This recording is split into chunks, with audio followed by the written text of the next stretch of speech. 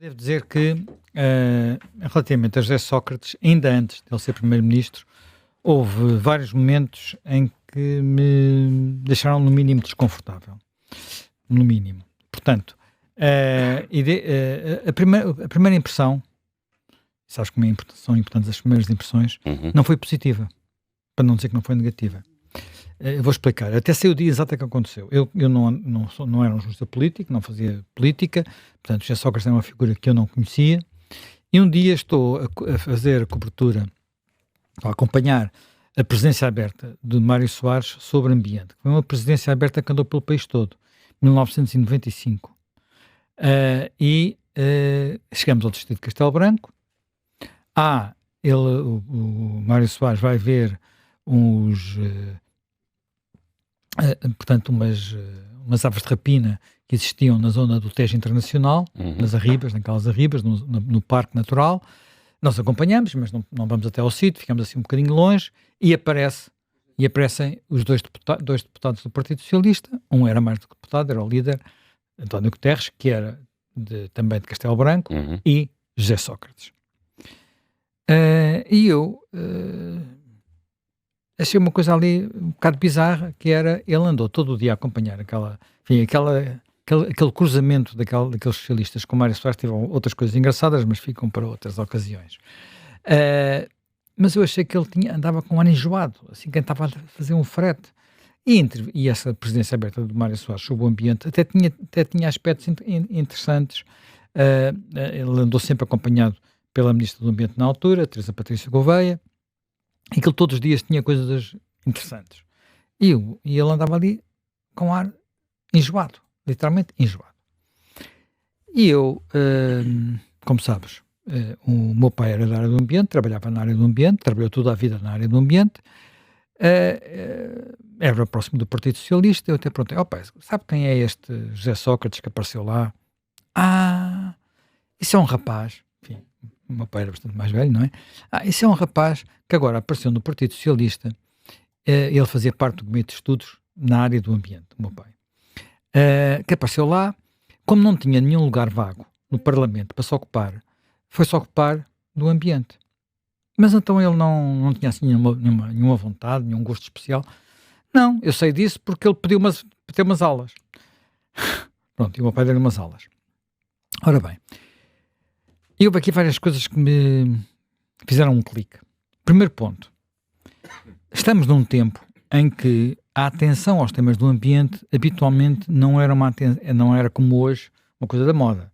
Era uma coisa que implicava alguma paixão, a vontade, algum gosto. E os primeiros governantes que tínhamos tido nessa área, quase todos eles tinham portanto, aqueles mais marcantes, os mais emblemáticos, eram pessoas que viviam aquilo com paixão, realmente. Gonçalo Rebelo Teles, primeiro de todos, Carlos Pimenta, depois. De facto, não havia ninguém equivalente na área do Partido Socialista. Ele viu ali uma oportunidade. Bem, mas não tinha nenhum interesse especial por aquilo. Nenhum. Aliás, nessa altura, eu vim a saber muito mais tarde, teve a ver, se fazia negócios com gasolineiras. Portanto, com o seu amigo Armando Vara e a sua amiga Edith Estrela. Portanto, mas, enfim, pela altura em que ele se ia começar a dedicar ao ambiente, para o dinheirinho era a gasolineira. Portanto, não teve grande sucesso.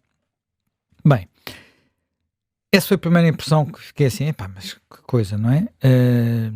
Eu gosto de políticos que acreditam naquilo que estão a fazer, e não apenas de políticos que acreditam nas oportunidades do que estão a fazer. E passados uns tempos, quando ele já não sei se ministro, enfim, houve uma altura em que eu estava a comentar isto com outros jornalistas, e a reação desses jornalistas, eu acho que é uma das razões porque estas coisas todas acontecem. Há também muita culpa da comunicação social nisso, eu já vou contar outro episódio.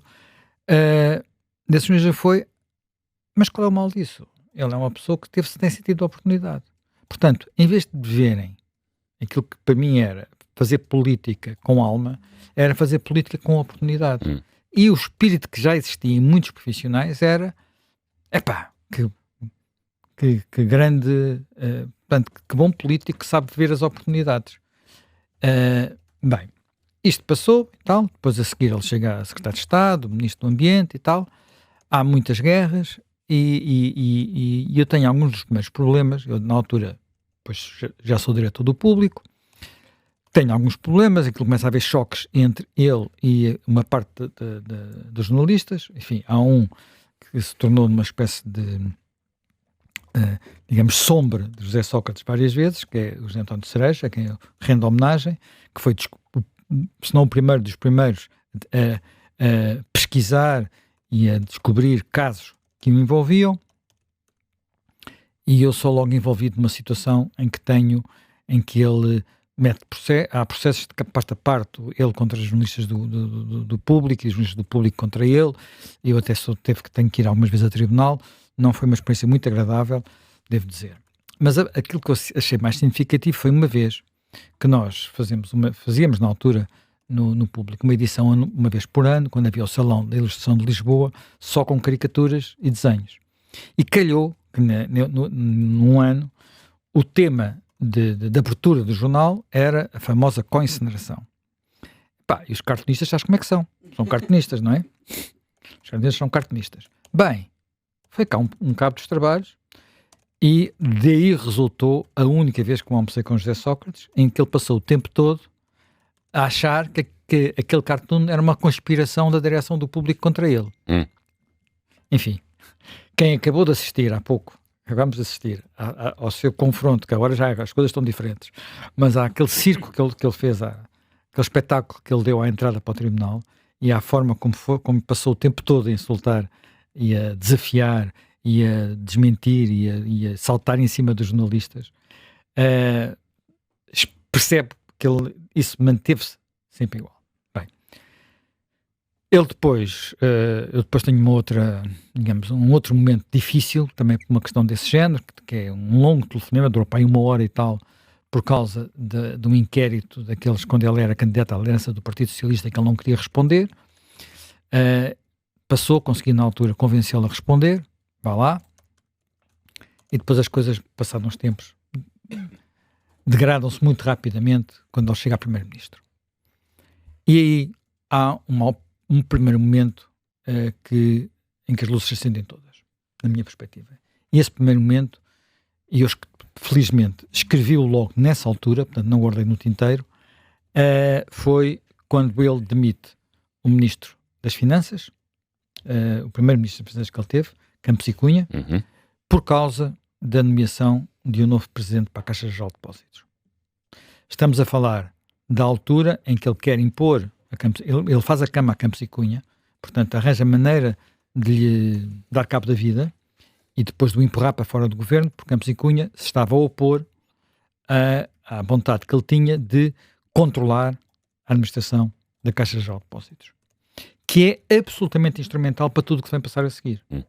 Estamos a falar da entrada de salvo erro na altura Santos Teixeira, mais Armando Vara para a administração, fazendo algo que não era, digamos, que ia contra aquilo que eram as chamadas normas não escritas do regime, e que são muito importantes no sentido de haver equilíbrio de poderes. Aquilo que, por regra, tinha acontecido até essa altura em Portugal é que, depois das privatizações, daquele processo todo, portanto, tinha havido uma espécie, enfim, nunca foi escrito, nunca foi dito a ninguém, mas era aquilo que se assumia. Quando um partido está na oposição, por regra, o governador do Banco de Portugal é mais próximo desse partido. Ou, se não é o governador, é o presidente da Caixa Geral de Depósitos. E, portanto, essas duas principais figuras do sistema bancário, porventura até com uma importância maior do que têm hoje, essas duas figuras era uma de um partido, outra do outro, ou próximos de um partido e próximos do outro. E pela primeira vez ele ia romper com essa regra, ia concentrar poder. Portanto, e este é aquilo que vai acontecer a partir daí de uma forma absolutamente em todos os domínios. Ele vai concentrar um poder como nunca ninguém teve. Aí há logo uma coisa que é estranha, eu não estava tão por dentro disso, mas lembro-me de ler no Diário Notícias, por assim dizer, sobre o Campos e Cunha.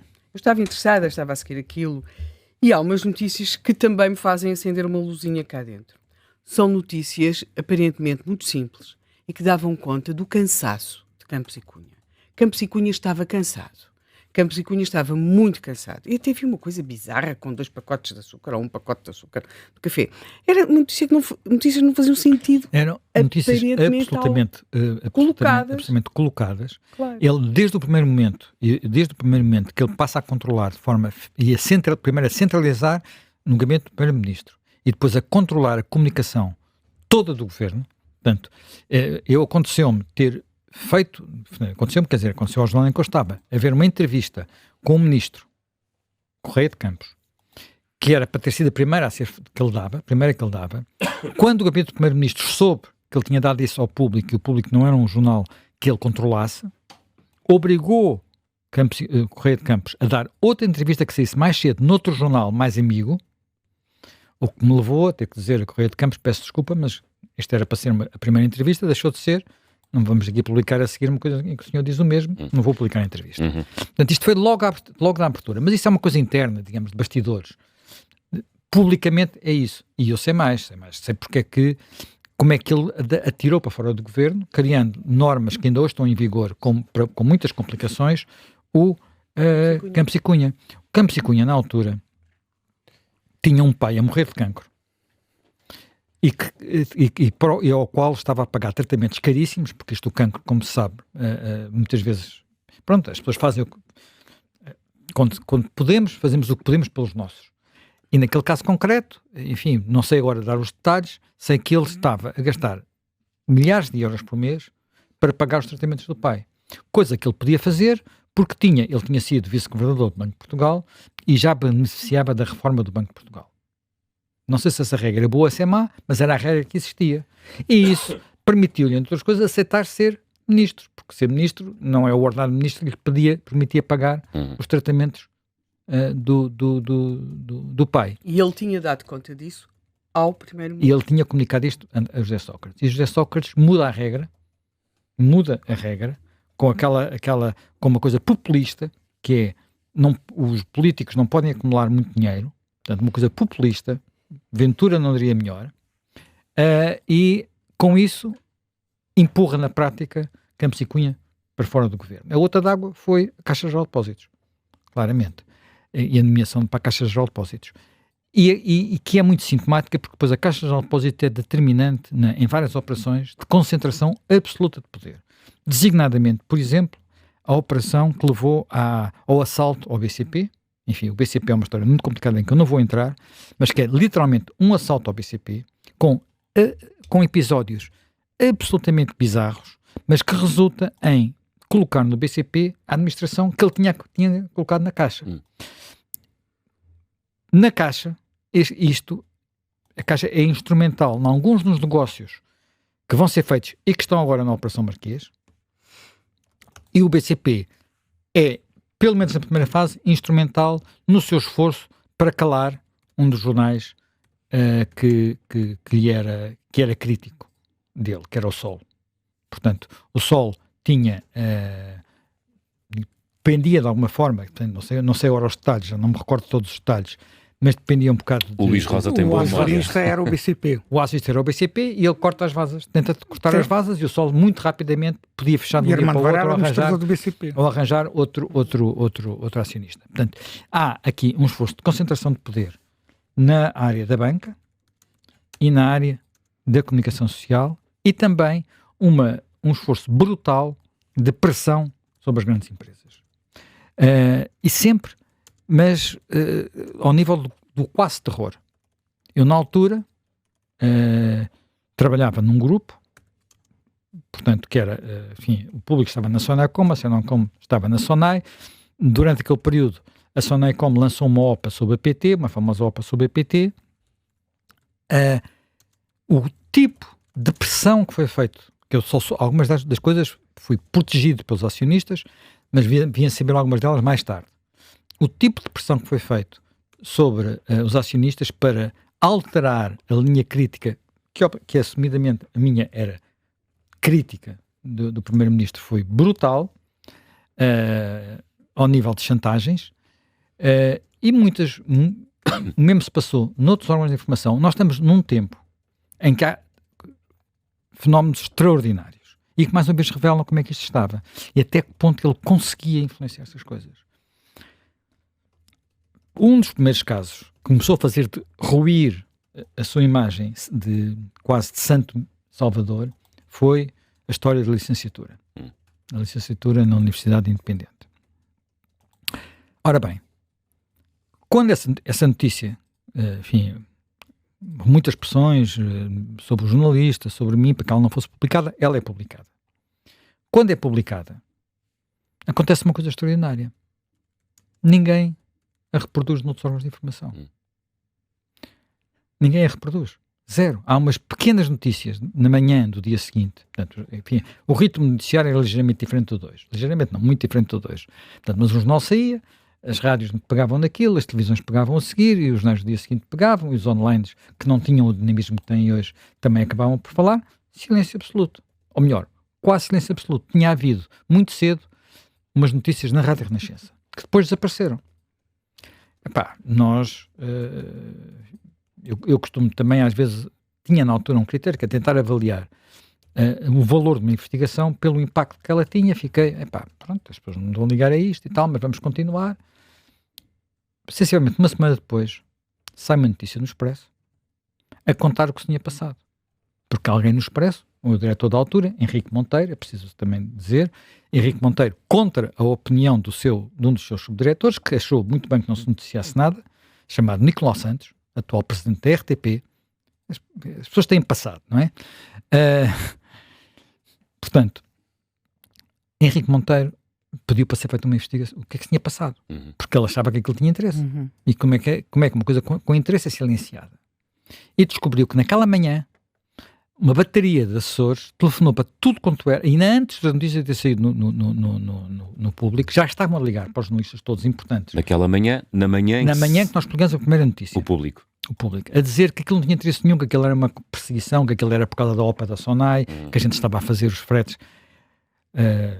todos, não sei o quê e tal. Bem, nada, quer dizer, e na Renascença eles fazem este telefonema, e o Sá Pinto Cabral, na altura diretor da Renascença, diz que depois de receber o telefonema, e ele diz isso, depois de receber o telefonema, eu achei que o argumento podia ser e, portanto, resolvi suspender a notícia.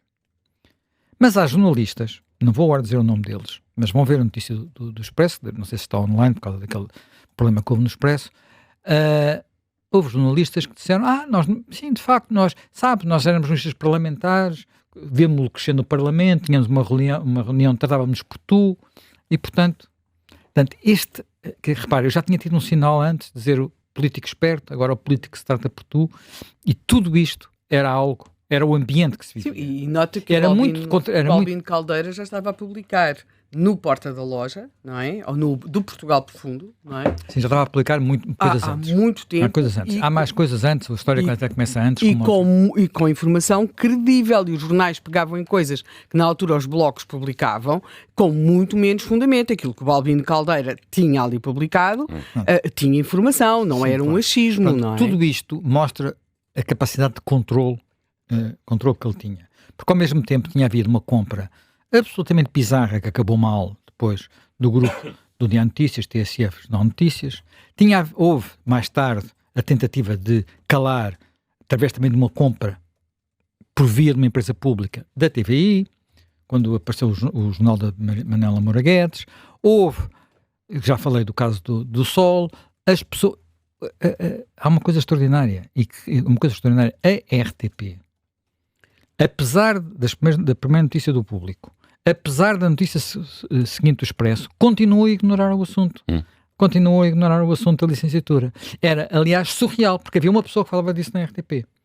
Mas um marciano que chegasse a Portugal e visse tudo, não percebia de que é que ele estava a falar. Chamava-se Marcelo Rebelo de Sousa, tinha na altura um comentário. Mas a RTP, a primeira vez que fala é para fazer uma entrevista a José Sócrates. É horrível. E este comportamento da televisão pública não é condenado pela entidade reguladora da comunicação social, que faz um inquérito sobre isso e diz que a televisão pública fez tudo bem. O que também mostra o grau de controle que ele tinha das entidades reguladoras, porque ele também tratou disso. Ele também concentrou o poder das entidades reguladoras. Ele deu cabo da entidade reguladora da energia, que ainda hoje estamos a pagar o preço disso. Portanto, ele colocou, viria mais tarde a colocar pessoas diretamente do seu gabinete, por exemplo, na entidade reguladora das telecomunicações, a Anacom.